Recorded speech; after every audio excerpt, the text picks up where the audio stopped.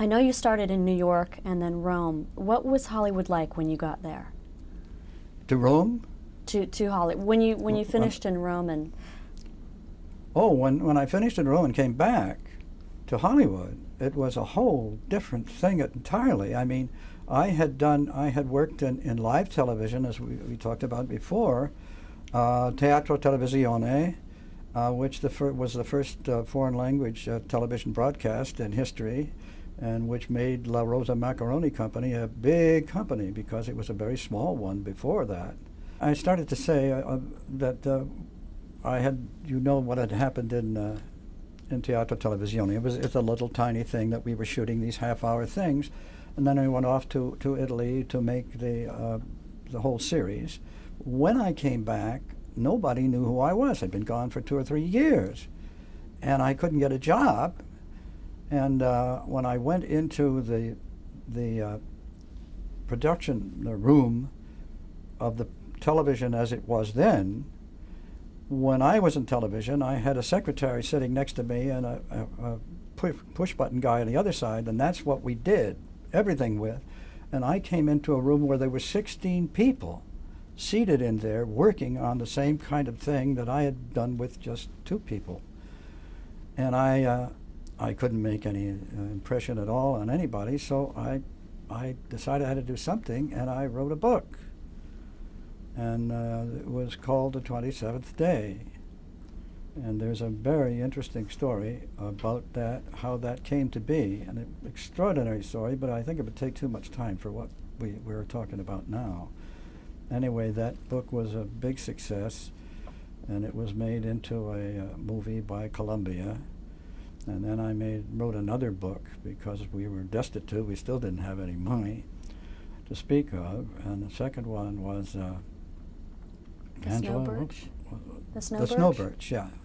And that I did because when we came back, we had to live on Beverly Drive, but in the upstairs quarters, servants' quarters, friends of ours.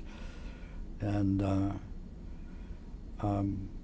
we had no money, and when I was working on the second book, I used to ride up Beverly Boulevard to Pickfair every day on a bicycle and write, sitting out in the pool at Pickfair. And every morning at 10 o'clock, Buddy Rogers would come down and go in for his morning swim. And he's one of the most charming and warm and lovable men you ever can meet. And he came down one morning in particular during the time when the Olympics were on, and he came down and he said, "John, have you got your tickets for the Olympics yet?" And I said, "Oh, no, buddy, I haven't." And he said, "Well, you better hurry because they're going fast." So I was up there at his pool because I didn't have a nickel. But he was a wonderful man, and he and Mary were great to me because when I started out trying to be an actor in New York with very little success, whenever they came to New York, they would always invite me to dinner and be awed by the fact that I would eat 3 entrees because I was starving. I lived on 65 cents a day for several months in New York. I never got a job until the one I will tell you about later, which is where I really got the opportunity to become a producer-writer. I really wanted to be an actor because my mother and father were actors. They at the turn of the century, the 19th century, and I can always remember I wanted to be an actor because they were, and because Mary later, I didn't know it at that time, Mary Pickford was our cousin. When you worked in Hollywood, I mean, what kept you going as far as being a writer? At that point, you wrote 2 novels, which is unusual to go from television writing to writing 2 novels that were both successful. Well, I hadn't written much. I don't think I'd written hardly anything at all before I wrote those novels. That's right. You were in Rome directing. That's right. right. And producing. Right. And I did some writing there because I had to. I got scripts from writers from America, and most of them were pretty bad, and I had to rewrite them. And then I wrote some of them were my own. That's where I really, I guess, began to write when I was a writer-producer then. it's all so long ago and far away. It's difficult to keep it in the proper progression. How do you think, though, Hollywood today differs from the Hollywood that you started in? Oh gosh, I don't know. The Hollywood today is something that I can't deal with at all. You can't, nowadays. I don't do any pitching, but the writers I know who go in to pitch come back with horrendous stories about 26-year-olds who have never heard of anything. And I have never done that. I just have worked alone in my office and produced whatever I could. And been lucky enough to sell some things. And then I got into some of the writing I did, got into producing, and it just seemed to, from there, it just seemed to burgeon. I got Gunsmoke, and that begat How the West Was Won, and that begat MacGyver, and one thing happened to me that was interesting at the time, but was in another sense destructive. The Wild Wild West got into real trouble. They were $1 million over budget, and they had no scripts, and there was a war on the set. And I don't know who it was. Maybe it was Fred Silverman who sent me in to fix it, which I was able to do. And that sort of started a trend. The next thing I knew, I was fixing not MacGyver, but How the West. I started on How the West Was On because it was staggering, and then they sent me in to do that, and then I got into MacGyver, and that was not really very pleasant because when you are working like that, it's very uncomfortable because when you go in, if you've made as many pictures as I have made, like 500 or 600, within the first few hours where the problems are. And then, of course, you have to begin to fire people. And that terrifies everybody else. And then you become a pariah. And that goes on until the ratings begin to come up, and then it's fine. Then you're but that interim period is really very unhappy for me and for the people in the shows.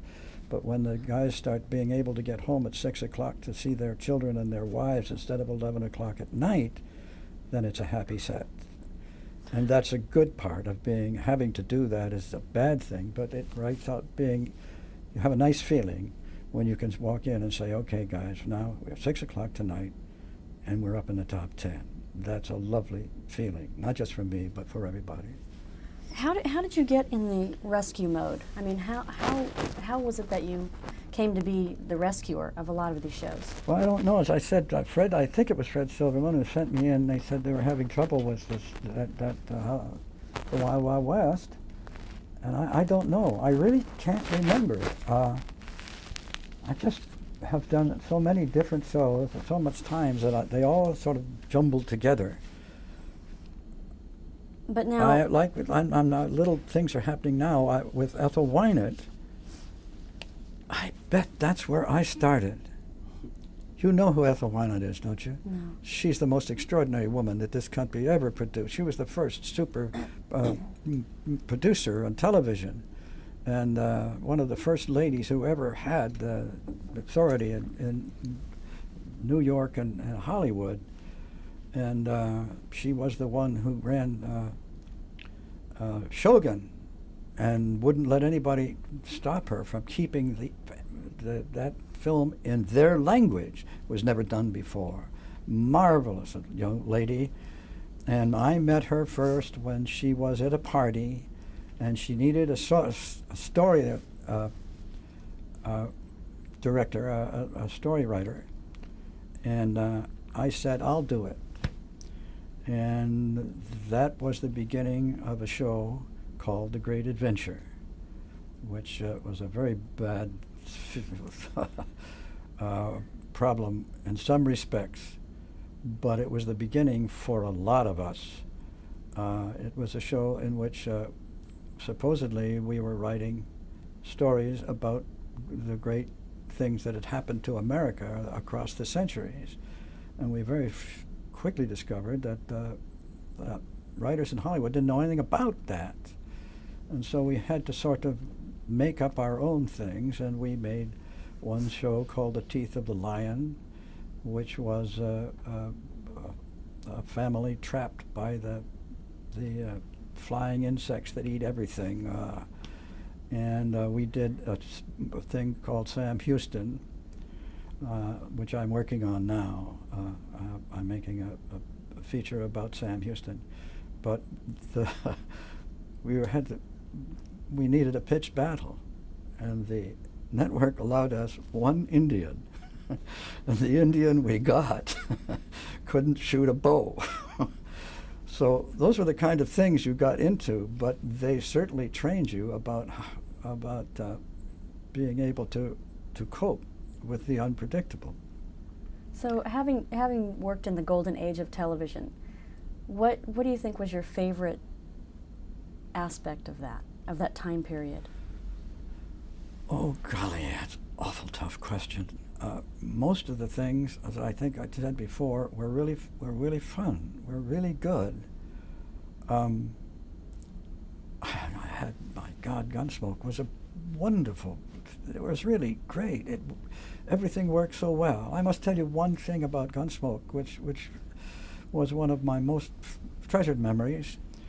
When I was producing Gunsmoke alone, Philip Leacock had been before, and then he had gone off to do something in Hawaii, and I inherited the show from him. And now that I've lost my train of thought again, but I know. One day, the telephone rang, and my secretary said, "There's someone on there who says she's Betty Davis." And I said, "Oh, come on, hang up." And she said, "Well, John, I don't know, but I think you ought to take the call." I said, "But I don't have time for any nonsense." She said, "Please, please." So I took the phone, and she said, "Is this John?" And I said, "Yes." And she said, "John Mantley?" And I said, "Yes." And she said, "John, this is Betty Davis." And I said, "Oh, really? Good, fine, nice to meet you," and all the rest. She said, "I really am Betty Davis." And I didn't know what to do. I couldn't believe it was her. And then finally she said, "You have to believe me." She said, "I'm Betty Davis, and you run the best show in the history of television, and I don't want to die without being a part of it. Could I have one little part in Gunsmoke?" And I said, "Yes, ma'am, I think you could." And I wrote her an entire script. I'm getting a little teary now because she was the most professional actress that I ever had.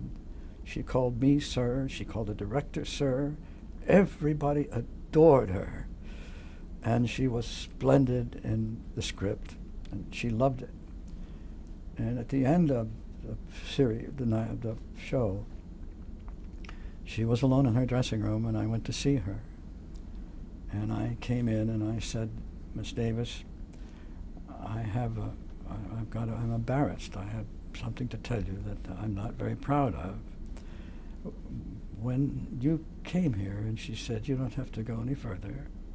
You thought I was a tremendous son of a bitch, didn't you?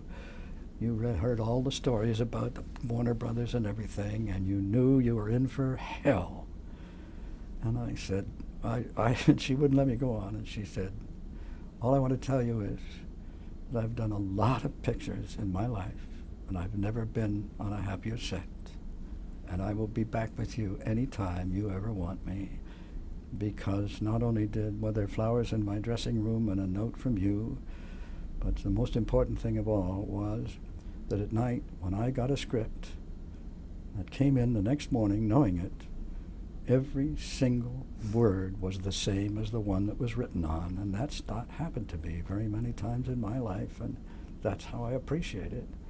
And I want to thank you a lot." And I started to tear up because I'm doing it now because I was really so touched that such a great star should have taken such trouble over one of my little shows. It's a fabulous story. It's wonderful. I'm going to go ahead and let's go ahead and talk about some of the shows you did, and then we'll talk about the writing. Tell me about Mr. and Mrs. Mystery. Well, I've told you just about everything there is to know. I don't quite know how I met John Gay, because we were all kind of a small group of actors and people from Hollywood then, whose names I can't recall right now. But he wrote a script. I was looking for scripts, and this was a man that came out of the blue, and he wrote a script that was Mr. and Mrs. Mystery, and it was a better script than anything else I'd had. And I said, sure, I want you. I want the script. And we made this deal, as I think I told you before, that he was going to play Mr. Mystery, and his wife, I've forgotten her name now. Bobby? Bobby was playing Mrs. Mystery, and between the two of them, they got $100 a week, for which they had to do all the performances and deliver an original script for the grand total of $100, which they got in cash because so they couldn't have to give it to owe in taxes. And that show pushed me into the really beginning of my career, which is when that finished, I had nowhere to go. And there was a cattle call one day, and I went to the cattle call, and I was the first one there. And I waited, and during the morning a lot of people came. And by lunchtime there must have been 30 people, and I'd had no breakfast. And more people came, and then some of the people who come later than I had been started to read the script, going inside and reading, going in. We were waiting in the hallway, and they went in. And finally, I went into the thing, and I sat down, and still people kept reading. And I had presented my resume to the director, who was sitting up at the front. And he didn't listen to me, and I was putting my hand up, and he paid no attention to me. And people were reading this script, and different people, and I lost myself. I went berserk. I was starving. And I just got up, and I said, you have got to be the most ugly goddamn son of a bitch of a human being I've ever met my whole goddamn life. And he said, what's the matter with you? I said, I was the first person here, before you were here, before anybody in this place was here. And you've let me sit here. I'm starving, for God's sake. I have nothing to eat. And you've let me sit here and all this time without ever letting me read. And he said, well, your picture's not in here. I said, you want to make a bet on that? He said, come up here, show me your picture. So I came up, and I showed him the picture. And he said, but this doesn't look like you. This looks like a man who's 6 feet tall. And I said, can you read? And he looked, turn it over, and there's my Smith. Says 5'8". You know. So he said, all right. Harvey Marlowe was his name. I don't know how that came to me, but it did, out of nowhere. And he said, okay, get the script and let's read it. I said, I don't read the script. He said, what do you mean? He said, I don't need to read the script. I've heard the script about 40 times. So he said, well, all right, let's read it. So I read it without the script or anything, and then we said, read the other script, because there were 2 scripts. So I read the other script, and he said, take a break, people. And he said, I want to talk to you. And he took me out. He said, come out in the alleyway, and we went out in the corridor, and he said, which one of these things do you want to play in? And I said, I want them both. He said, you can't do that. I said, you know I can. You just saw what I did with both those things. I didn't have anything. So he said, okay. So I did. I produced, directed, wrote everything for that show for I don't know how many episodes. And finally, one day he came to me and he said, listen, he was very pleased with what I'd done. He said, you're doing excellent work, all the rest of it. And he said, I've just been made president of the company, and somebody is going to take over these shows. So I got all of the shows we talked about, Teatro Televisione and all the rest of it. And you know the Mantley story about me. I don't have to tell you that one. That No. was from the most extraordinary man I've ever met in my life. Before we move on to your writing and the environment you write in and how you work, let's just go through for them on tape. Tell me the Giovanni Mantelli story, Okay. please. Teatro Televisione was going very, very well, which was astonishing because it was all in Italian. And perhaps I should tell you that, well, I won't get into that. Let me stay with what you want. Was doing very well, and Andre Lovato, who was a marvelous, intelligent, articulate, wonderful man, Italian, of course, came to me one day and he said, I want to take you to dinner. And he took me to the finest restaurant in Italy, and it nearly killed me because I didn't know that how many things there were in an Italian dinner at that time, and I almost died trying to get around all the food. Anyway, toward the end of the dinner, with champagne and all the rest of it, he said, I want to tell you how much that I don't like what has happened with this. You've made Teatro Televisione and all the rest of it. And he said, but there's one thing I must simply say, and he said, I don't know how to tell you, John, but he said, you know, we've got Teatro Televisione, and then we've got Eduardo Vergara Caffarelli, who was a real nobleman, who could hold a can of spaghetti in one hand and have a Amati violin in the other and blend them, and you would. He was magnificent, and we had him as the head of the story, the opening of the piece, and he said, it has just been wonderful. But he said, you know, the one thing that problem I have is that when I go down in the Italian part of town, he says, everybody loves the show, Teatro Televisione. It's the biggest thing around. But he said, you know, people are starting to say, you know, well, you got all of these Italians. Who is this John Mantley? And I got a sick, cold feeling in my stomach because I knew I was going to be fired. And I said, and he said, I don't know how to tell you this, huh? But just for a while, maybe a little bit, you could be. I don't know how to tell you this, John, but could you be Giovanni Mantelli?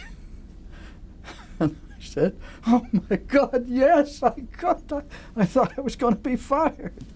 And so I became Giovanni Mantelli. And for weeks and months in the Italian part of New York, I couldn't pay anything for anything. Giovanni Mantelli was a star. I love that story. That's great. That is so good. And then he took us to Rome and all the rest of it. There's Angela so much went, she was pregnant with our first child. Let's shift gears a little bit to your work as a writer. And you can address the questions of how you worked then. Do you work the same way now that you worked then as far as writing? I mean, has your routine stayed the same? The only difference is that I write on a computer now instead of by hand. And I know you keep back to asking me what I am about. I don't know how I write.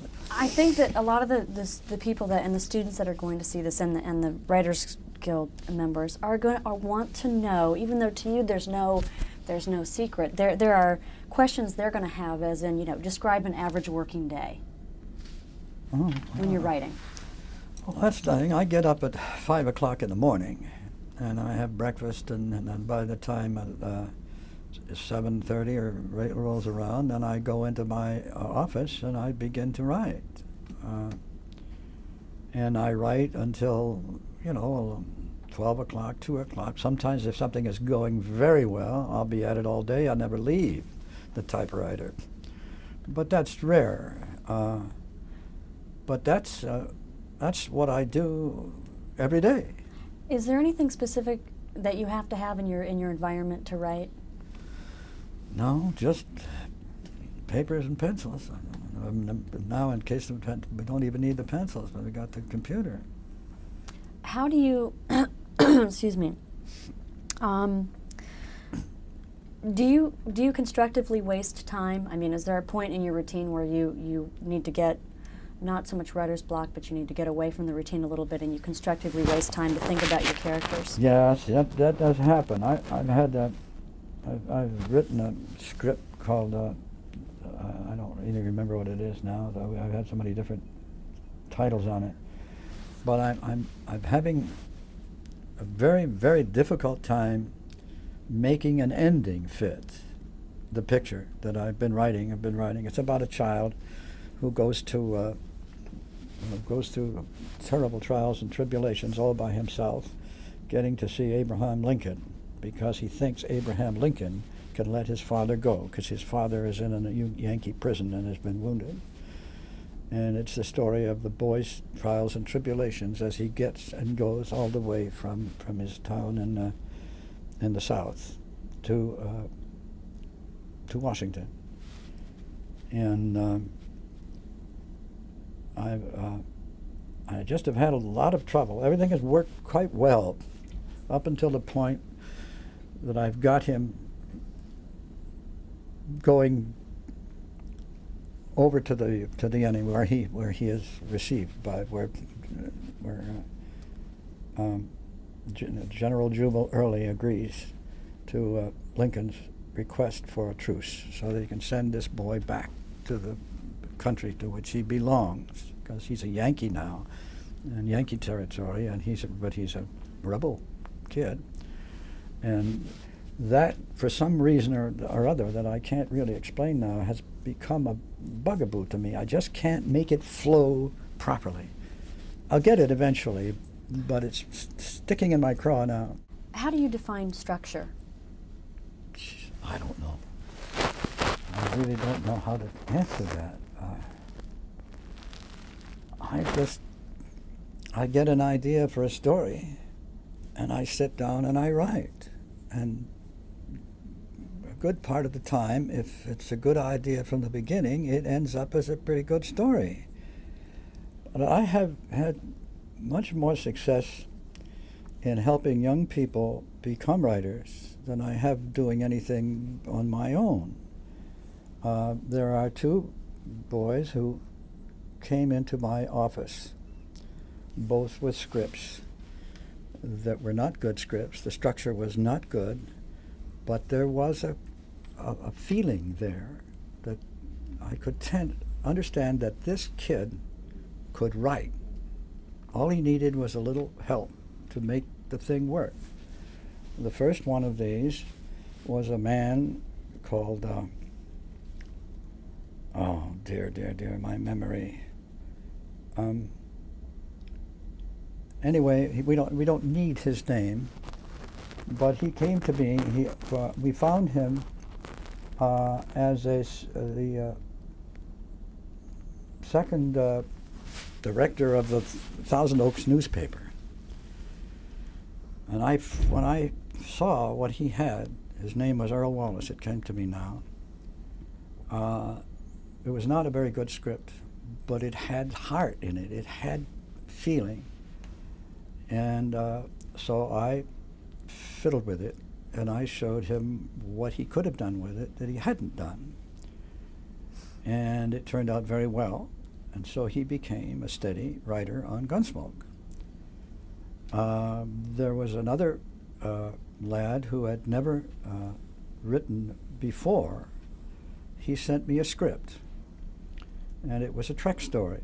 And Trek stories are perhaps the most difficult stories there are to write, because in a Trek story you got two people and they're in a vice and you can't really get them out unless you know how. And this young man had never written anything except this one little piece. And he came in, and we talked about structure, and we talked about what he could have done that he hadn't done. And I sent him off, and he kept coming back, and I kept helping him, and his name turned out to be Jim Burns, who was probably the most hottest Western writer there is right now. And the Earl Wallace and the crazy mad writer that I had, but a very good one, who had written a book. What was his name? Do you remember, Angela? Well, anyway, he came and he wrote some very good stories for me. And he never had written anything except a novel. He'd written a novel. He'd never written as a television producer, as a writer. And I was able to guide him. And the two of them, about 2 years ago at the Academy Awards, before the Academy Awards, came to my office, which I was at that time at whether it was Universal or one of the studios. I had a wonderful office there. And they came about 2 or 3 days before the awards were being sent out or given. And they sat down and they drank my liquor, and they cried a lot, and they said that both of them could never have done anything. Neither one of them knew how to write, and I was responsible for everything that the accolades they did. They both got Academy Awards, and when they got up on the stage, they forgot my name.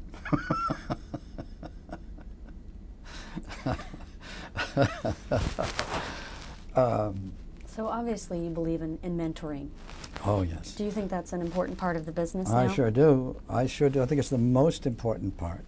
You see, when Jim came to me and Bruce and these other people, they sifted up through, because I have story editors too, so not just myself, of course, and I'm extraordinarily good story editors. Cal Clements, for example, is a superb writer. He'd written all kinds of things, and he wrote for me off and on for years, mostly on, but every once in a while he'd get tired of writing, and then he would go off and come back.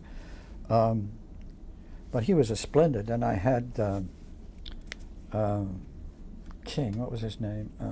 No, I'm sorry. But you've probably mentored quite a few writers in your time. Oh, a lot, and it's really very gratifying if you can find somebody. First of all, it's like finding a gem. When you find a little thing that's coming in, and you see, right, you know that it's there, and all it has to be is polished, and that's very exciting.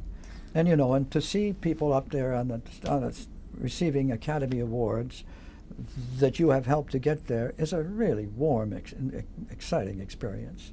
When you sit down at the computer, does it all just come out? Do you hear your characters? Well, kind of. I mean, computers. Yeah.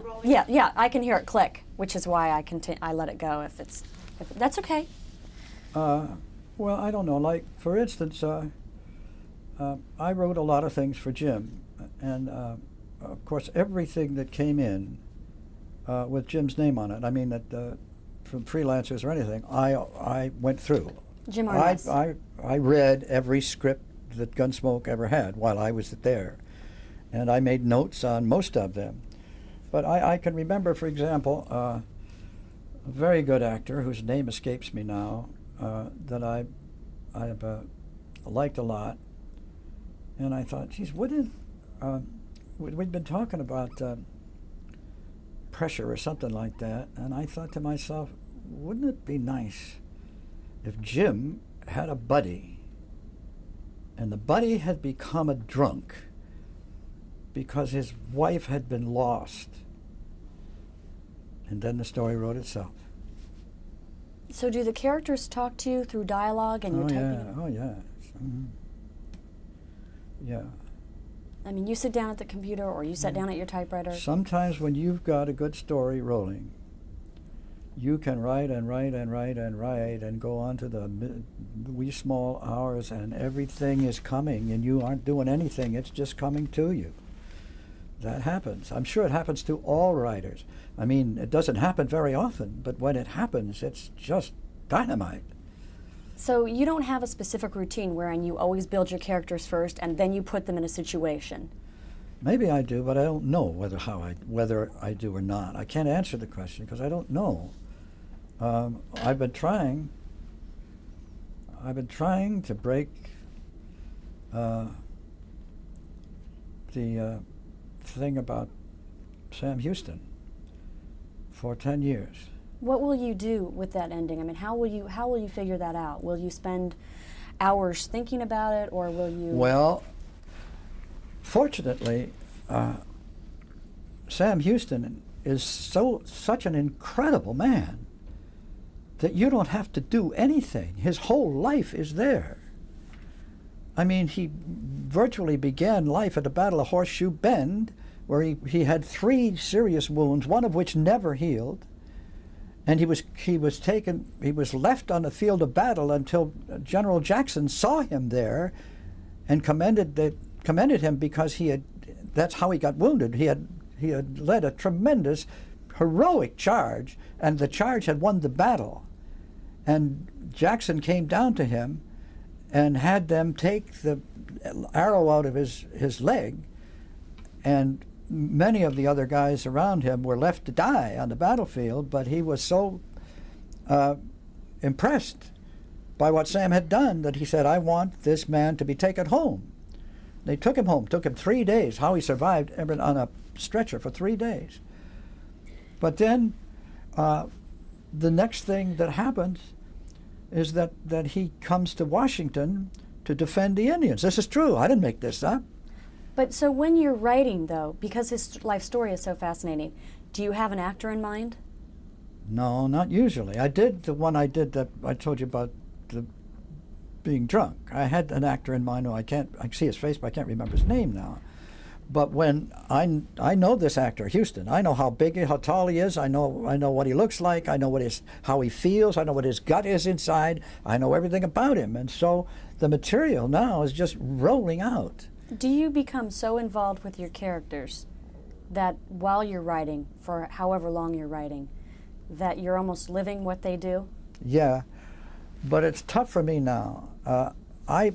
I did most of my writing dictating to a typewriter with a secretary in my life, by far the most. And I can't afford it now, believe it or not. I can't, because producers don't get residuals. And I've made 700 or 800 shows, but I don't have a residual from any one of them. The fact that Gunsmoke is in syndication, there were no syndication deals then, is that what you're sure saying? There were syndication deals, but producers don't get any part of it. When That's I go to amazing. parties and all the kids come up to me who I've helped and so forth, say how wonderful things are, and they say, oh no, John, those residuals just keep coming and coming and coming and coming. Where do your ideas come from? I don't know. I really don't know, honestly. I've told you about Sam Houston. I've wanted to do him for a long, long time. And it's been difficult only because I know that you can't afford to do the Battle of San Jacinto all the time. You don't have that kind of freedom. But I'm making him work now, and I'm very pleased with it, and so I can write for a long time now without getting tired. But what amazes me is you go from various, if you want to call them genres. I mean, you've written science fiction, you've adapted others' works, you've done westerns, you've done historical venues. What about you do you think enables you to go from genre to genre so smoothly? I guess I suppose the simplest way to think is I like to tell stories. I guess I can't answer it in any other way. If I haven't written anything for a long time, I begin to get uncomfortable. And I'm sure I write a lot of things that aren't any good. I don't think they're not any good, but I'm sure they must be. But how do you know if they're good? I mean, do you look at a script, when you look at dialogue, what's the difference between dialogue and just talk? Oh, there's an awful lot of talk. Good talk is dialogue, isn't it? It ought to be.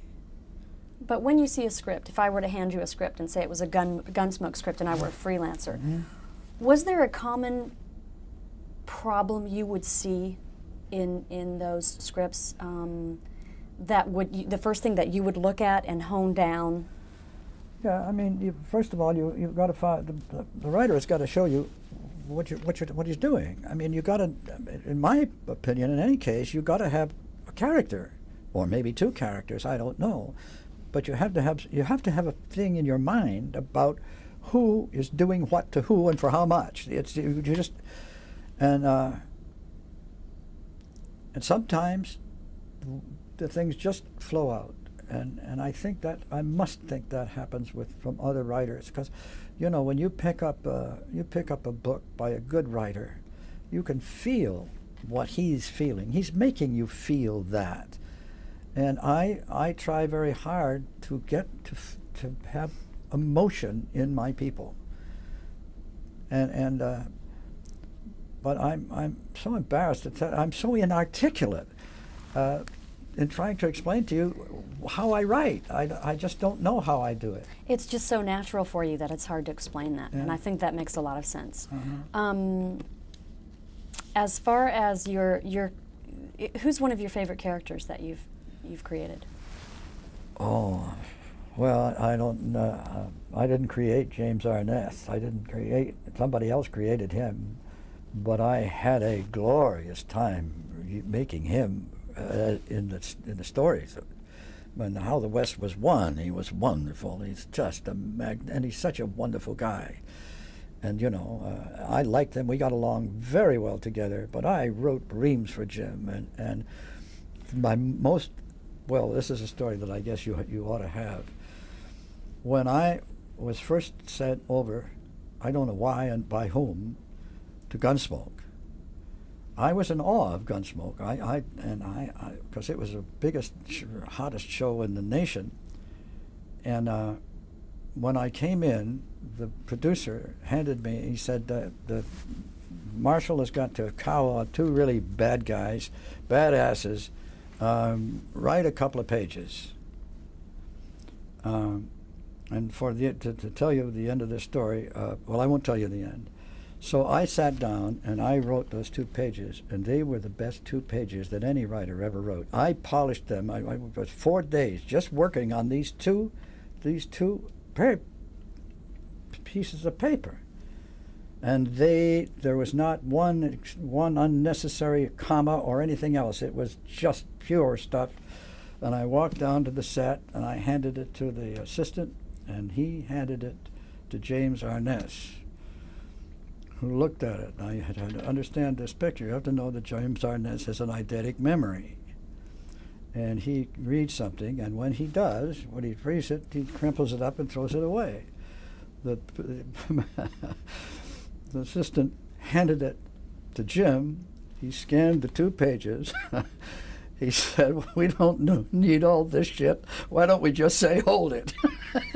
And he threw my 2 scripts into the garbage can. And that was my introduction to James Arness. And we've been great friends ever since. Now, do you think, having known him as it went along, it was easier for you to write for him since you knew him? Oh, yeah. It was easy. After a while, everything I wrote was him, actually. How was the show? Did you use freelancers? Oh, yeah. To write that? Mm-hmm. But you don't get many freelancers. I mean, you get a lot of scripts, and they don't come to me immediately. They sift through 2 or 3 story editors and things like that. And I always had very good story editors, so I got the material that came to me in its final form was usually pretty good stuff. And I would go through it, and if I thought something was wrong, I would fix it, or I would call the guy in and say, "Look, I don't think this really works, but the idea is good. Can you fix it?" And usually he could. So that part of it worked very well. But I think most producers will tell you that you don't get a lot of good material from freelancers. Why is that? I don't think, because I think, there's not many good writers out there. I mean, good writers are hard to come by. What do you think you grapple them to yourself with hoops of steel when you find them. What do you think makes a good writer? I don't know. I guess maybe desire to write is the most important thing of all. Now on Gunsmoke, tell me about the two scripts that were where you had interference that were rejected and which surprised you so because you were autonomous for so long. That's right, and I never ran into that before. Do you want me to tell you the story again? Well, we were at a time when the network was interfering, as they usually did, and we were sending them scripts. We requested to send scripts to them, each script that was written before it was produced. And everybody did it. It wasn't just us, but that's what was happening. And we came across, by sheer accident, 2 scripts back to back, written by different writers, that were absolutely splendid scripts. They were splendid ideas. And the first one was that Milburn Stone, playing Doc Adams, sees a man, a bad guy, shooting a man below the steps of his house and shouts for Dylan. Dylan comes out and shoots the guy. And the next thing we see, Doc Adams has got this guy who's a potential murderer. He's alive, but he shot to kill. He's got this man on the face, and he's trying to save his life. And suddenly the door bursts open, and a young man comes in and says, "Doctor, my wife is having a breech birth. You've got to come."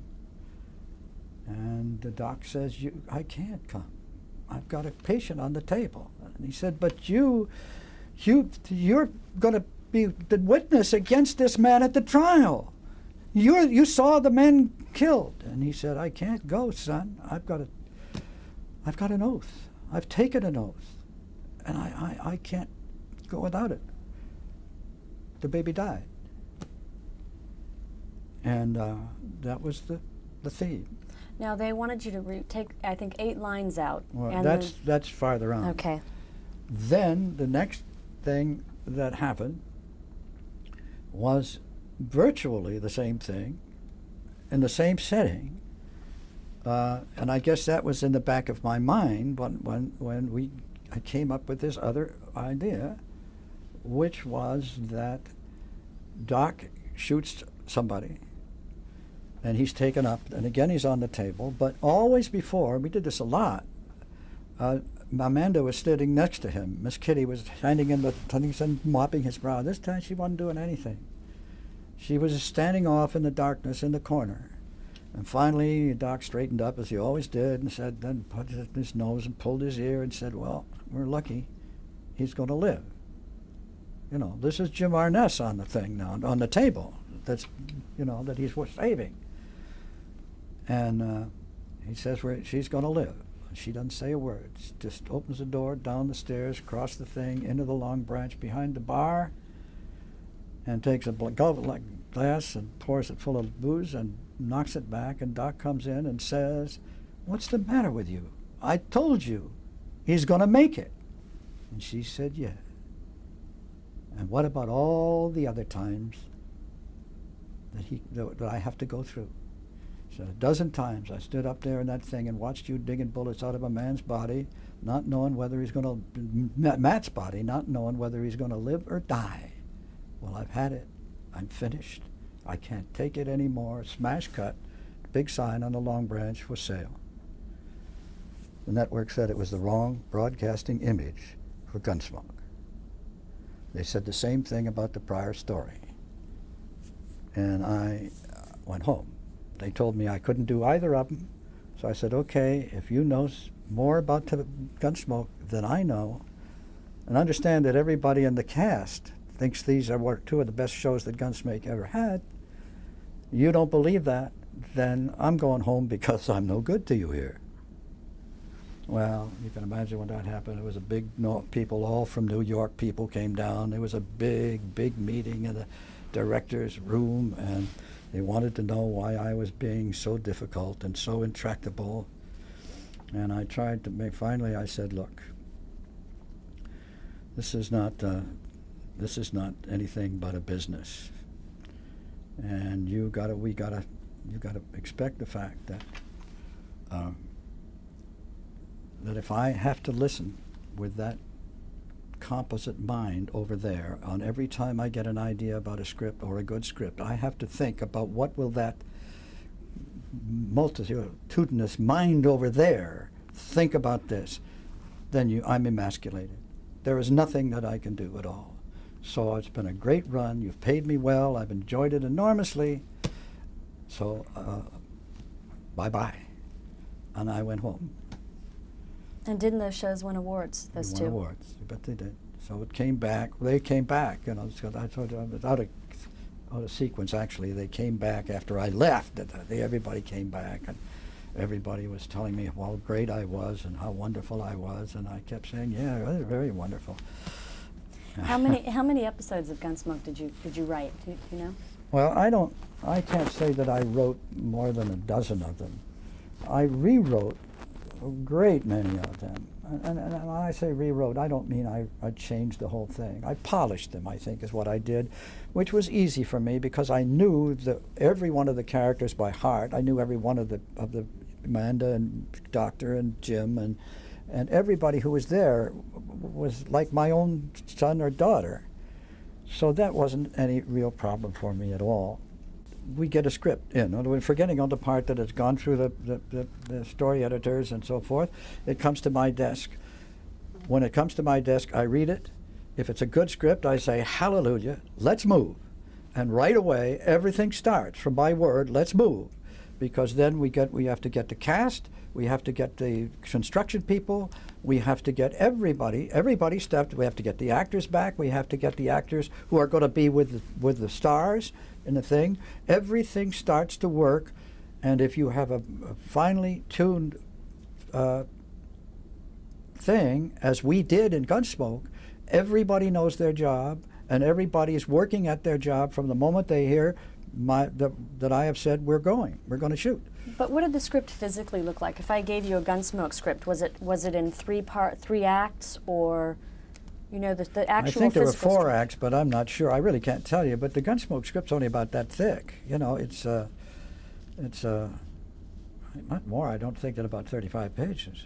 When you wrote and Gunsmoke or other shows, did you outline? I don't think so. I must have. I mean, I don't think I could have gone through life without making some outlines, but I don't really recall. Certainly I didn't rely on writing outlines. What usually happened is if I got an idea for a story, or a good one was presented to me and it wasn't complete, I would work on that until it was finished, but I can't answer that much in any other way. How much research did you do for your stories? Well, I've done a lot of research on Sam Houston, and I did a lot of research on how the West was won. But for Gunsmoke, I didn't do hardly any. I read books about the Old West and so forth, just for fun. I didn't, but other than that, I can't really conceive that I did much of anything. How long would it take you to write a first draft? Well, again, it depends upon how exciting it is. If it's a really good script, a first draft, well, it may be one day. If it's a really good script, you're just writing. The dialogue is just coming. But usually it takes at least a week. How do you know it's a winner when you finish? Oh, you can feel it.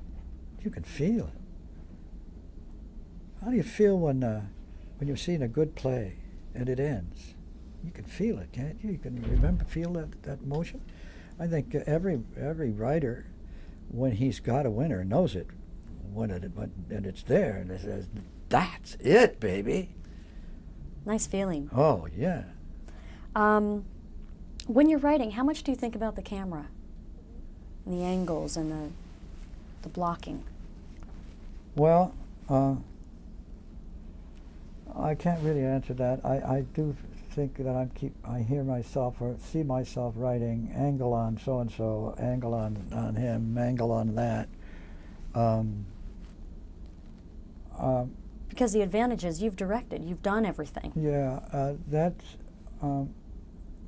it's pretty easy to write a script for a show if you've been with it as long as I've been with Gunsmoke. And I think that's true of any producers who have had long-time stuff. And also their assistants tend to become very, very valuable because they learn about what the producer wants, what he reaches for. Is that how you would train your story editors until they came to know your style or your Well, what I you think look they for? do that automatically because they read all the stuff, and then it comes to me, and I read it, and maybe it's fine, and when it happens, it's fine. I don't have to do anything. But mostly there are problems, and I just make notes and send it back. So there's not a big problem for a producer who's got a good staff and good people.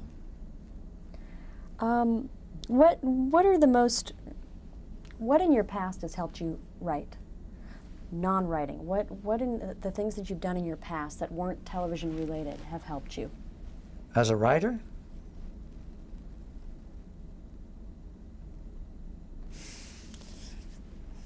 Golly, I don't know. I really can't put my finger on any one thing that had started me off in the writer's beginning, but I have a vague feeling that I used to write little stories when I was young. When I was like 10 or 12, I think I used to write things. I found 2 or 3 things in my files that I must have written when I was maybe 14 or 12 or something like that. That's real nonsense, but it was indicative of the fact that my mind was already probing into that area of storytelling.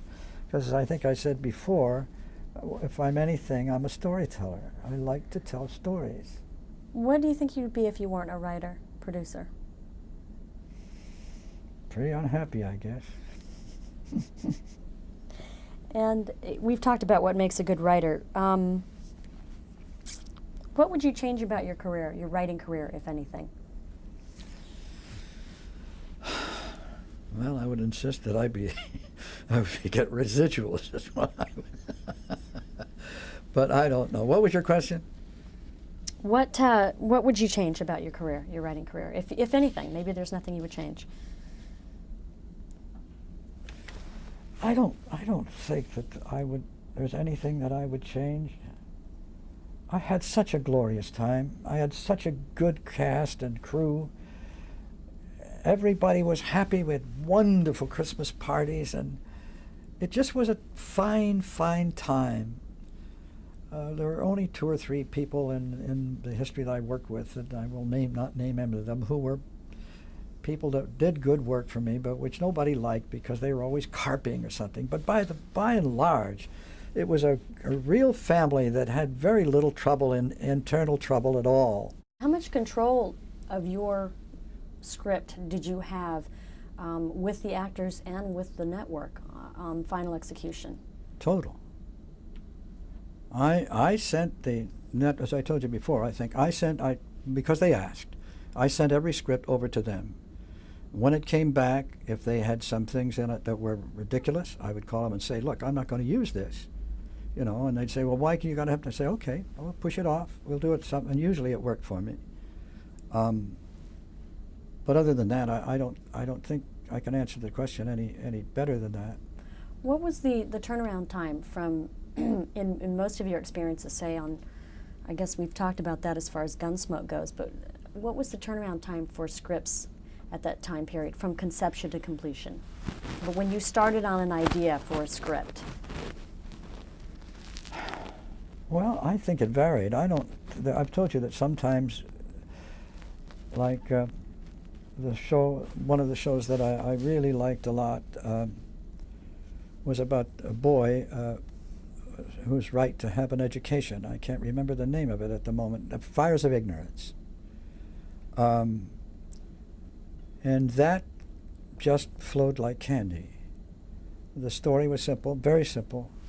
That the child was a brilliant child, about 10 or 11, and he ran away because he went to school. He wanted to go to school, And his father wouldn't let him. His farmer said, I'm a farmer, your grandfather was a farmer, everybody's a farmer, that's all you need. You don't need anything else. And so the school teacher came to the father and asked him if he wouldn't please change his mind about he said, you know, a teacher has very few times when he has a brilliant student, and that's what this boy is. He said, wouldn't let him go. Kid ran off at night, and the next morning the father found him in school and dragged him out by the head and outside, and then there was a trial. And on the trial, we put the father on trial, and it was a really good show because it made you cry. I mean, how long did it take you to write that? Do you remember? It took me maybe 5 hours to write the concept all well, because it's there. I mean, I told you the story right now, and you can embellish it a little bit, and you'll have what I had in the time. But the whole idea came to me as one thing. My God, put that up. A teacher who drags a kid out of school, and that kid is a genius. Wow, you can't fail with that. You got to win with that story. But what sparked that idea? I don't know. I have no idea. I don't know where things come from. There weren't, there weren't events that where you would say, oh my gosh, that's a great story, or anything that even happened in your family, or anything along those lines. You just they just come to you. They come. That's all I can say. And sometimes they don't come for a long time. And like, for instance, I haven't had anything new because I've been totally involved with Sam Houston for months now. I've been at it. Now, as far as adapting someone else's work, how difficult is that? You have done that. Yeah, I have. I don't really like to do that. I always feel that I'm somewhere intruding when I get working on somebody else's stuff. But I love to see other people's stuff. It inspires me sometimes if I write. If I see something that's good. Who has inspired you? I mean, what other writers have inspired you? Golly, I don't know. I think it depends. I mean, all of the comedians to me are gods. They are just unbelievable. To be able to make anybody laugh like that has got to be, well, I guess like the euphoria I feel when Gunsmoke's really working well. So all of the comedy people I think are just outstanding. I like that a lot. But I'm not involved very much with anybody else. I see all this violence on television and sex and all the rest of it, and I feel sad that we can't do things the way they were. It's just so sordid now, and you can't go into even a theater where they're doing explosions all over the place and people being fires and everything else. That's not writing. It has nothing to do with writing, in my opinion. Don't you think that's a crutch, more or less, for you need all the visuals because the script is not that strong? Oh, I'm sure it is. There's hardly anything there but fire and bloodshed for most of it. It's so sweet, though, when you get something like Driving Miss Daisy or Fried Green Tomatoes. Lovely stories, tender, warm, just delightful.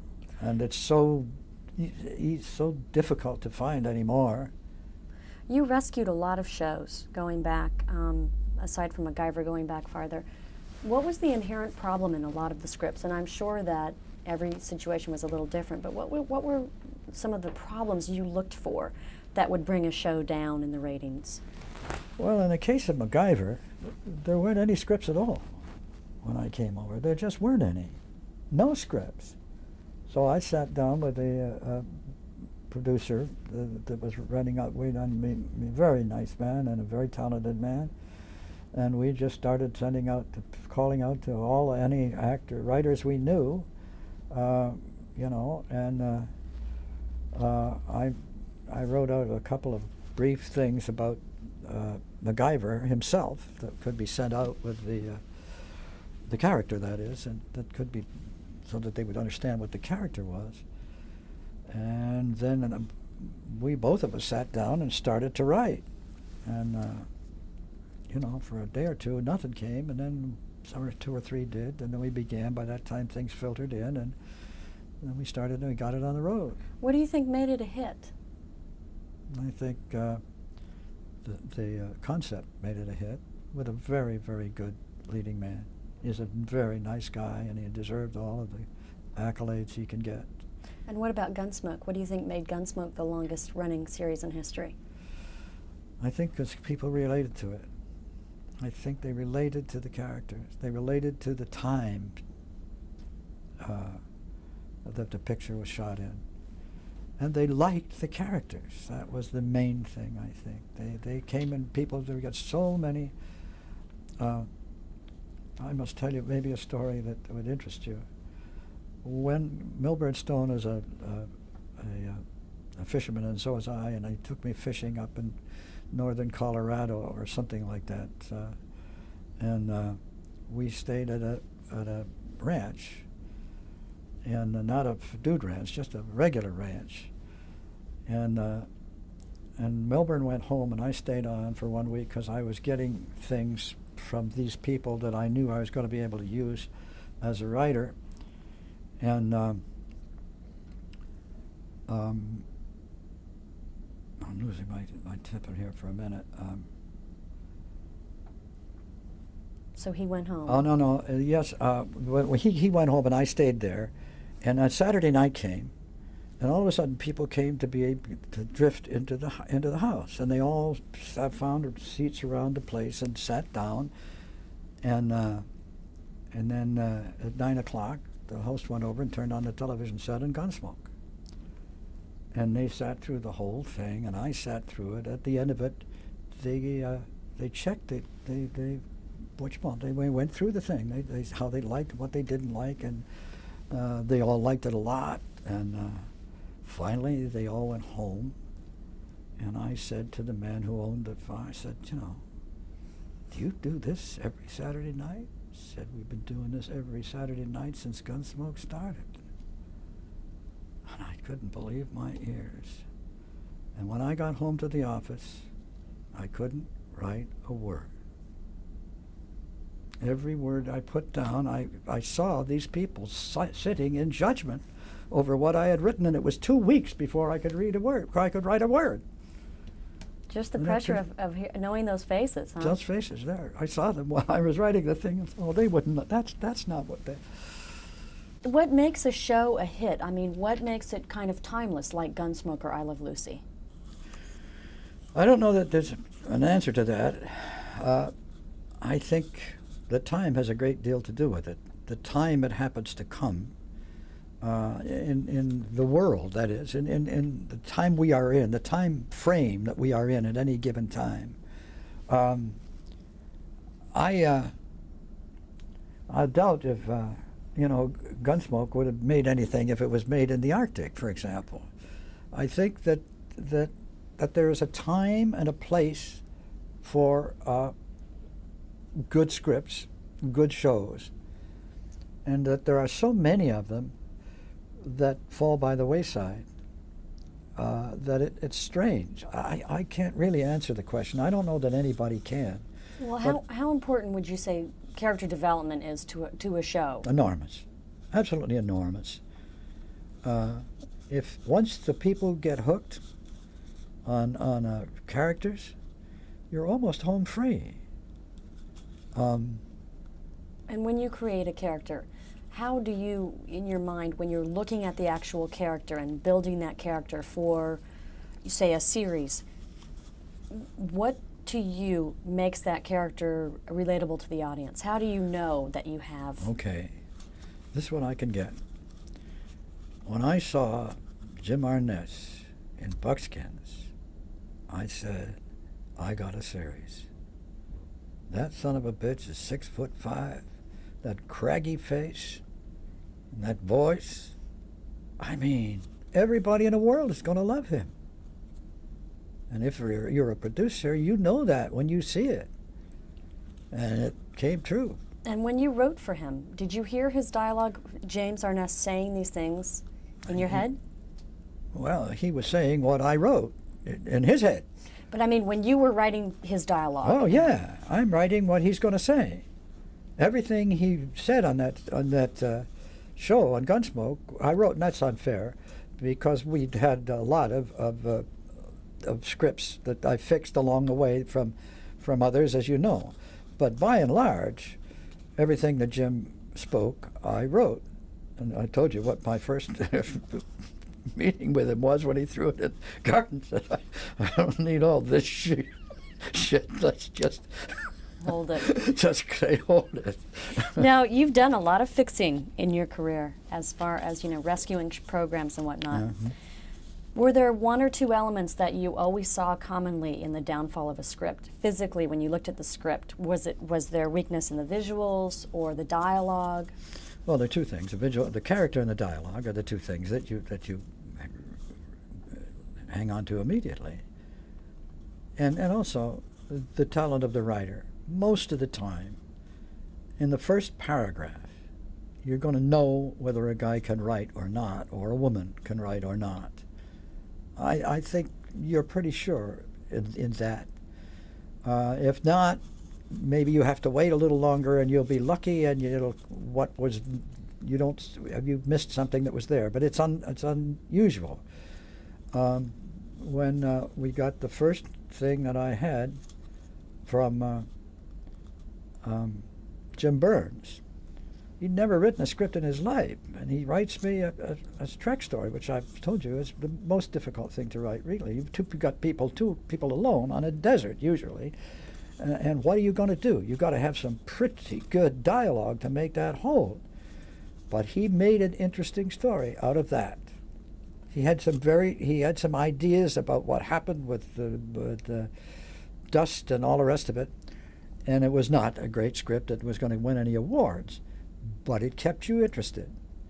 And as soon as I read the first page and a half of that script, I knew he was going to be a writer, and so would you, I think, if you looked at it. Are visuals tantamount in a script? When you're reading, do you need to visualize through their dialogue? Oh, yeah. Oh, yes. When I'm writing dialogue, I usually know exactly where the person is when the dialogue is going on in my head, How detailed do you get? I don't know, because when that happens, when I'm finding somebody, I've already got a thing behind it. I already got an idea or a plot or something that person is either going to fit into or is not going to fit in. Am I making any sense? Yeah, you are. I mean, okay. I'm thinking of when the character is in your head and you're typing it. Do you hear the sounds around them? Do you see colors? Yeah. Do you picture the backdrop? I do all of those things, and I do it much, much better when I can do it in a typewriter, because it's too slow with my typing. I don't type very well anyway. I guess I don't know whether I told you. I've told you so much, but the first novel I ever wrote, I dictated in 3 24-hour periods. And I know exactly how long it took for me to write that, because it was in Italy, and I was bored, and somebody had challenged me to write something. And I got the widow of a Presbyterian minister who kept herself alive by doing secretarial work. And I said, "Would you like to do this for me? I'd like to dictate it." She said, "Oh, I would love it, but I have one thing that I must have." And I said, "What?" And she said, "I must have a breather every 24-hour periods." And she kept writing that. And if I was in the middle of the best script I'd ever written, and that clock went there, she would stop, "Excuse me, Mr. Mantley, 24 hours." And I would have to write out the check right there. And so I knew exactly how long it took to read. The 27th day, it took 3 24-hour periods. And that show, there's a story about that is really unbelievable, but I think we don't have time for it now. I want to hit the Untouchables for just a moment. Did you deal with any censorship because of the violence? Never once. Not a single bit. And I wrote some pretty violent stories for them, too. You never had issue with that? No. When you go into MacGyver, well, there was only one script when I came to MacGyver, and it was salvageable, but it took some doing. I think I've said it before, but I think when you get a script, if you've read as many scripts as I have, because you say I owe 750, but I must have read way thousands more than that. You have to have the sense, it seems to me, you got to know within the first page of dialogue whether you got a script or not. It may sometimes, once in a while, the first line will hit you right between the eyes, and you don't even reel in that. You know right away the whole thing is there, just with the first line. That's rare, but I've seen it happen. I know this is going to be tough. Can you think of an example off the top of your head? I'm curious where that's happened. Do you remember a first line that... No, and we can come back to that. If you think of one, let me know, All right. because that's a hard question. Was it tough for you as a rescuer of sorts? It's like having a producer on the set of a film. When he or she appears, everybody kind of lives in terror for the time that they're on. And how did you overcome, having been a writer, you would obviously be sympathetic of coming in and restructuring somebody's script or changing things around, even though you were there to actually strategize for a successful show. How difficult was it for you to walk the line between a person who's coming in to rescue the show and changing things around? Well, one is part of the other. As I told you, when you go in to fix it, you're going into a mess, and it's very unpleasant for the first until you get back because everybody's terrified. And I've had a guy throw an inkwell at me and saying, "You don't give me a chance," and everything. I didn't get him a chance because he had his hands in his pockets and was chatting up a girl over in the corner of the set when he should have been by the director waiting. It doesn't take much sense to walk off the street and know that shouldn't be happening.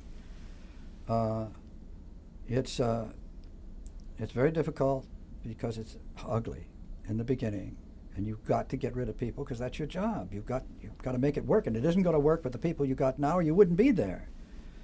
So that's a given, that you're going to go through some pain, and so is everybody else until you're straightened out. Now your other part, you had a part of another question. As a writer, was it difficult for you to go in and start changing scripts? Well, we didn't have many scripts. Usually there's, in the case of MacGyver, there was only one script. Well, how about the Untouchables? Well, I didn't go into the you Untouchables. didn't go in to really fix that. You know, I wrote a lot of them, but I don't even remember how I started on the Untouchables. I wrote 15 or some, a lot of them. I don't remember how many. Let's talk about the challenge of working on a miniseries as How the West Was Won. Oh God, I love doing that. I loved that. Well, we had such wonderful vistas, and we had such good characters. We were all over the bloody map. That was really exciting there. Wonderful time. What was the schedule like? The schedule was ball-breaking, but it was wonderful. But we had a kid sitting up on a 150 foot wanting to jump into a river. I wanted him to do, and he was doing it, I didn't know he was doing it for the first time. But I had Olympic swimmers set all the way down below the thing in case anything happened. And then he'd been sitting there, waiting there all day for his clue to go, and two cameramen said, "We can't shoot that, the light is wrong." And I said, "You shoot it or you're fired. That kid's been up there all day long. Where the hell were you when the light was right?" And so they made it. It's a magnificent shot. You must have seen it in How the West Was Won. That kid fell 100 feet into that water. And that was Jim, supposedly, of course. But the kid was on everybody. Everybody applauded. The kid was on seventh heaven. He got drunk that night. Had never been drunk in his life before. But it was part of a wonderful time that's not going to be around anymore. I mean, I had autonomy. I don't know how many. I came one night, we were outside of Banff. We were shooting up on the mountain, and I came by at 5 o'clock in the morning, and I couldn't believe my eyes. There were vehicles for a mile down that thing, and I'd set that whole thing in motion. I thought, Jesus Christ, how did I ever get around to doing all this? Is it really? How was it when one of the first things that you wrote when it aired? How did you feel when you saw it? I don't know. I can't remember what the first one was. Or do you remember a specific project that when you saw it and it was true to what you actually wrote, what that was like? I can't answer that correctly, but I think when I was sitting down at the producer's place on Teatro Televisione and watched the actors working, that it came to me for the first time, I can do this. And we didn't have anything but a secretary sitting next to and the guy that made the changes. But I knew then, I said to myself, I could do this, I could do this. Well, now shows are done with 4-camera coverage and rehearsed and whatnot. How did you do it with just 2 cameras? With great difficulty. Great difficulty. It was unfortunately they had a lot of static shots and moving shots. You know, you just had to deal with what you had. And of course, in those days, everything was primitive. I don't know how much I can tell, how much I should be talking here, because I'm wasting your time probably. But for example, we were in a huge studio, and everybody at home was gone, and I saw, and there'd been a white match up on the car, white blanket or something at the other end of the thing, and the girl was sitting on a stool in a black dress, and I said, I could put her on the shoulder of a guy with the camera. We did. And then she worked and she listened in his ear, and all you've seen that work first time we did it. First time we had a great, very good script about the killer in London. Jack the Ripper? Jack the Ripper. And we needed fog, and all the big studios had fog. We didn't have any fog, so I got a glass container, a fish thing, and I put the bottom of dry ice in the bottom, and I had a guy with a paper, and we got the best fog you've ever seen. We wanted a lot of fog. I'd say go like this with the paper, and we had the dog going like crazy. We were all experimenting then. We were all just having fun, but we were learning every step of the way. We were learning. I'm sorry. What did you probably learn the most as a writer from? I mean, what mistakes or victories? From reading other writers. That's where I learned most of it. And what about, so during your career, I mean, was there any specific show or event where you just learned a tremendous amount from actually executing the show as a writer? I guess the closest I could come was Gunsmoke, because the amount of writing that I did on Gunsmoke. I found time occasionally to do some other things. Probably I can't remember any of them now, but I know I did some other things other than that. I loved the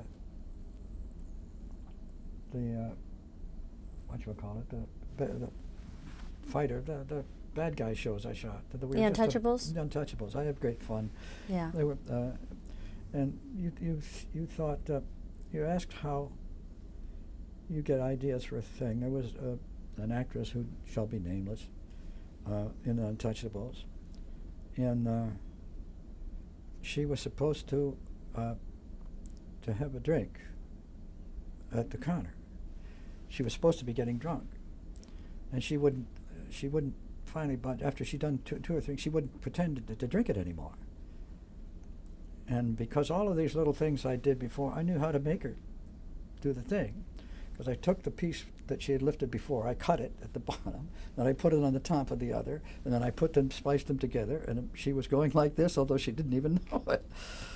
And those things are fun, you know. You do that, and it works out, and you say, that's, you know, there's other people in the street, you know, selling balloons, and look at the fun I'm having here, and they're paying me to do this. How did writing for television change over the period that you wrote for? In other words, during the growing pains, what changed in writing? That's very difficult. It changed in a lot of ways. I mean, we got, it wasn't very long before we started getting into all kinds of commercials in television, which were not there in the beginning of television at all. I have in my possession at home a paper, a leaf from what do you think? What is the place where you get all your information on television? The television book. What do you call it? TV Guide. TV Guide. And on that thing, there is politics. There are football games. There are stories. The whole thing is full of entertainment, from top to bottom. In 2 columns is full of entertainment and with almost no commercials. Unbelievable that we had all of that. And now what have we got but the dreck that's in now? It's just unbelievable. Do you watch anything now? Do you watch Frasier or? Oh yeah, Frasier's great. I love Frasier, and I love the other one. Seinfeld? Seinfeld. They're wonderful. They're terribly, beautifully created, and we're back again to the characters. You love those characters. You know, you couldn't pluck somebody out there and put him in Kramer's place. It wouldn't work. But you're in love with that guy. And that's, I mean, I've been saying this, I guess, all through the whole thing. The people, you love the characters. And if you are fortunate enough to be able to have a background that you also love, you got it made. That's what happened with Gunsmoke. You love the characters, but hell, you love the gunfights, and you love the chases and the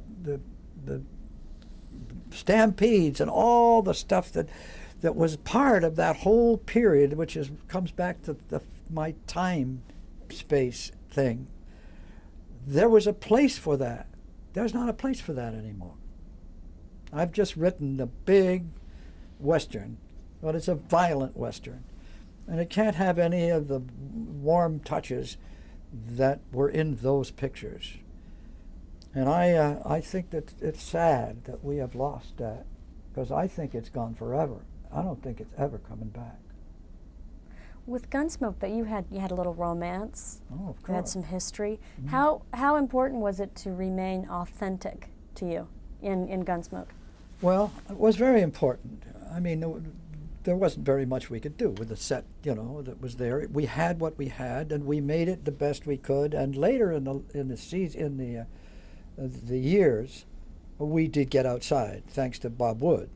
He gave us the money to go shoot in other places, which made it a much more interesting show from the standpoint of the audience.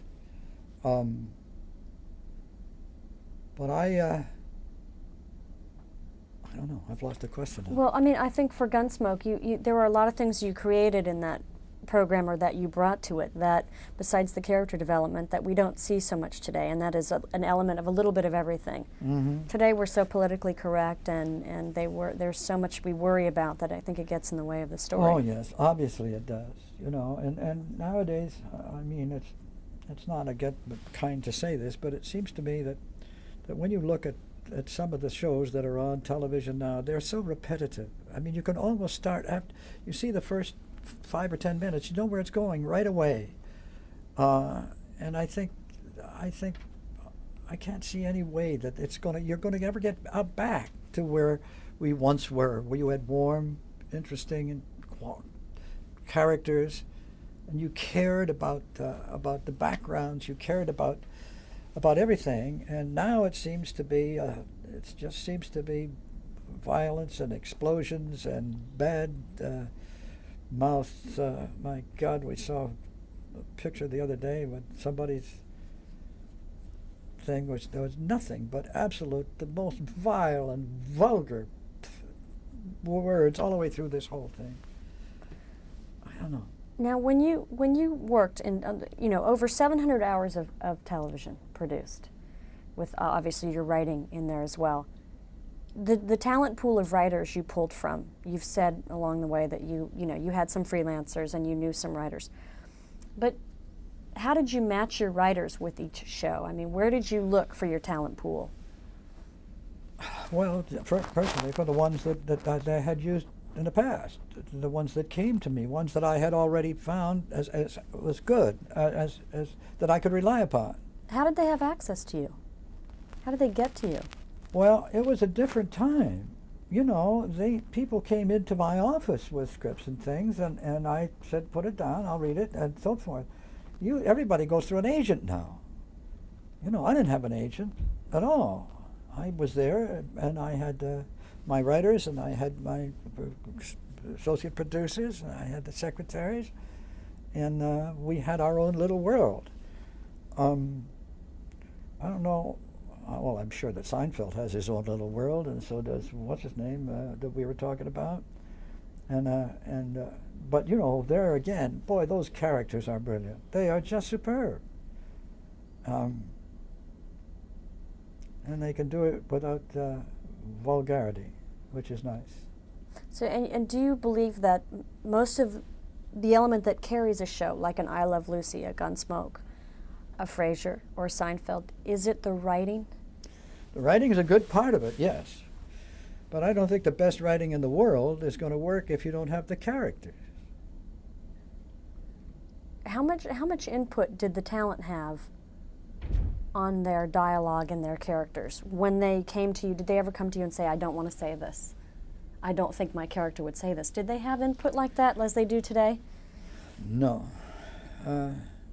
I shouldn't say no, because had anybody come to me like that, I would have talked to them about it. If it was a writer, for example, or an actor who didn't feel that it was right, sure, I'll change that. I don't want to put an actor in there and say something that he's uncomfortable with, because if he is, I don't think he's going to do it well. So in that case, if you came to me, for example, and said, here's this, and I thought it was good, fine. But if I didn't, I would say, look, I think we can fix this if you want, if you're willing to have it fixed. And that, yes, if that's what you're talking about, that happened a lot. When you are obviously passionate about writing. If you had to pick one, writing, producing, or directing, which one would you pick? Producing, because then I can have the writers. There's always an element of control there. I like that answer. Why do you think you've been so successful in your writing? So, I think I've just been lucky. I've run into an awful lot of people who are intelligent and knowledgeable. When you ask me what was the most important thing in my life, I think it's the fact that I went to the University of Toronto and Victoria College, where it was demanded of us that we learn 2,000 lines of poetry. We were forced to read hundreds of other lines. We were expected to read Shakespeare and a dozen other great poets. And all of this, and in addition to that, we were obliged to write précises about many of the things that we had read. And I think that forced many of us to develop into writers, because that's what it was all about at the time. I'll give you the result of that after all of these years. When I was a fighter pilot, I guess you know, and they didn't know what to do with us, and one of the things they did was put us in an old people's home.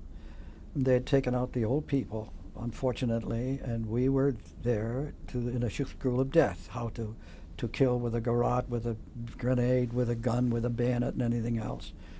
And these were the guys that went into the Scandinavian countries during the war with Germany and cut the throats on every second man. They were the toughest guys that there ever were, and they were training us. And boy, because we are were sitting on our butts in planes, and they didn't like anyway. But what happened was that I was a squadron leader, so I had my choice, and I'm an incurable romantic, so I chose the floor, the highest floor underneath the thatched roof. A beautiful, beautiful Tudor mansion. But it was a mistake because there was only one little window, and all I saw in the mirror in the window before I fell to sleep with blood in my shoes from running that day was the tip of a gnarled, twisted old pine tree. That was the last thing I saw at night before I went to sleep, and the first thing I saw in the morning when I awakened. And when we were out on maneuvers, that tree bothered me, and I finally wrote a poem about it. And ladies always love this poem because ladies love flowers. And the poem goes like this: I dream of a garden in England in spring, where perfume's a princess and color a king, where deep purple aubrietia and wallflowers paint a picture past power of genius or saint, and where blue and white hyacinths are leading the air with a scent that I'm positive angels must wear. The bright golden daffodils flag in the breeze. Down the moon, say I've lost it. I don't think so. I've lost it. That's anyway, beautiful. I'll give you the last few verses if I can. No, I can't. Forget it. Well, I've lost it. let's go. We can use part of that, and let's talk about. I mean, that's lovely. Well, let me ask you this: what advice would you give potential writers? What would be your key piece of advice for someone trying to write? Oh boy, that's a tough question. I would think the first thing that I would think was to have to read. Read. I don't read nearly as much now as I used to, but in the early days, when I was beginning as a writer, I read everything. I mean, I read books, and I read magazines, and I read circular. I read everything. And the more I read, the more I wanted to read, and somehow I waded out of that morass and found into a structured system. But I think there's nothing, I think, that is as valuable to a writer as reading. And it is interesting that every writer that I have ever known, the homes of every writer are always libraries. Every one. There's 5 in my room in my house. And I've never met a writer who didn't have libraries all over, didn't have books everywhere. So I have to believe, if it works for me, it works for everybody. What's your favorite? What do you like to read most, or what have you read the most? I guess I've read more about people like Houston and The Great Adventure. I wrote a lot about I had to. Stories that in the early days, I read a lot of stories. I love the the serials that they used to have in the movies. Well, you're too young to have ever had anything to do with those, but they used to be great. They had great ideas for scripts, and I must say that years and years later, sometimes I have pulled out of the dark recesses of when I was sitting in a theater when I was maybe 14 years old in the dark, and thinking I could make that work better. Then it was on the screen. You've always thought that way. Yeah. Anything else that you want to, anything you would say to those writers out there? It doesn't even have to be advice, but I mean. Well, keep reading and keep trying. That's all I can tell you. That's all anybody can do, I think, in this business, and it's getting tougher and tougher and tougher. Because, as I said, I'm probably not very well known now, but I can't sell any scripts that I write. It's just unbelievable. You can't. And then I pick up some of the things occasionally that have been written, and I think they are so badly written that it's painful. But it's just the fact, I think, that the world is changing, and we aren't ever going to come back to what you've been talking about with me today. But you wouldn't do anything different? You wouldn't do anything else other than? I don't think so. If I had it to do all over again, I think I would have done.